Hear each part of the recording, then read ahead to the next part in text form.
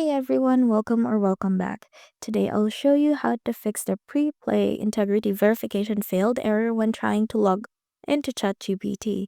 If you're stuck on this issue, follow these simple steps. Quick disclaimer, everything in this video is based on public research and personal opinion. Also, a lot of you guys are asking me how I do this research so fast. I actually put together a complete guide that shows you my exact process. Links in the description. So for the first step, you're gonna do is to offload and reinstall the app. First, head to your iPhone settings, scroll down and tap on General, then go to iPhone storage. Find the ChatGPT app from the list and tap it. Now, offload the app completely. Once it's done, go ahead and reinstall it.